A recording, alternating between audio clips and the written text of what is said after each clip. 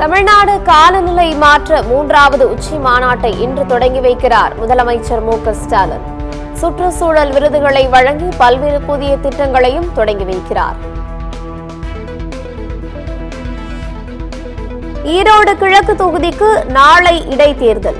53 இடங்களில் 237 வாக்குச்சாவடிகள் அமைக்கப்பட்டுள்ளன. இறுதிக்கட்ட ஏற்பாடுகள் தீவிரம்.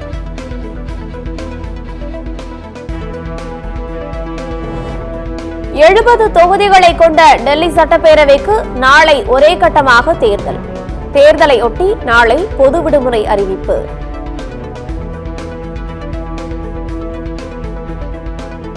நாடாளுமன்றத்தில் குடியரசுத் தலைவர் உரைக்கு நன்றி தெரிவிக்கும் தீர்மானத்தின் மீதான விவாதங்களுக்கு இன்று பதிலுரை.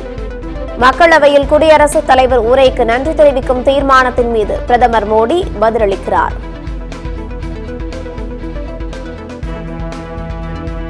செங்கல்பட்டில் வழக்கத்தை விட கடுமையான பனிப்பொழிவு. செங்கல்பட்டில் இருந்து சென்னை கடற்கரை மார்க்கமாக செல்லும் மின்சார ரயில்கள் தாமதமாக இயக்கம்.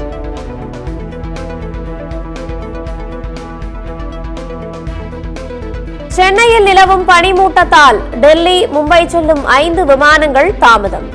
சென்னையில் தரையிறங்க முடியாமல் சில விமானங்கள் திருப்பி அனுப்பப்பட்டன.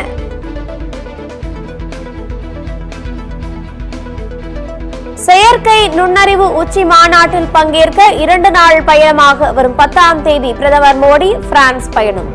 12ஆம் தேதி அமெரிக்காவிற்கு செல்லும் பிரதமர் அந்நாட்டு அதிபர் டிரம்பை சந்திக்கிறார்.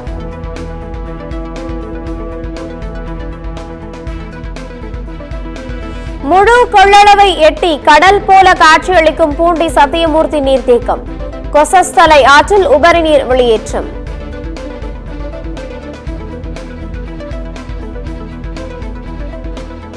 தேர்தல் ஆணையர்கள் நியமனம் தொடர்பான புதிய சட்டத்தை எதிர்த்து தொடரப்பட்ட வழக்கு உச்சநீதிமன்றத்தில் பிப்ரவரி 12ஆம் தேதி விசாரணை.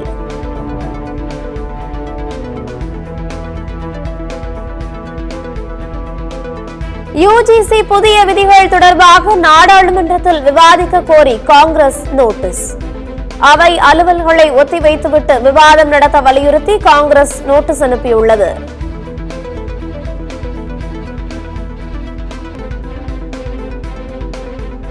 மாநிலங்களுடன் கலந்து ஆலோசித்து ஜிஎஸ்டி விகிதங்களில் மாற்றம் கொண்டுவரப்படும். தற்போதைய வரி விகிதங்களில் மாற்றம் தேவை என்பதை ஏற்பதாக மத்திய நிதி செயலாளர் துகன்காந்த் பாண்டே கருத்து.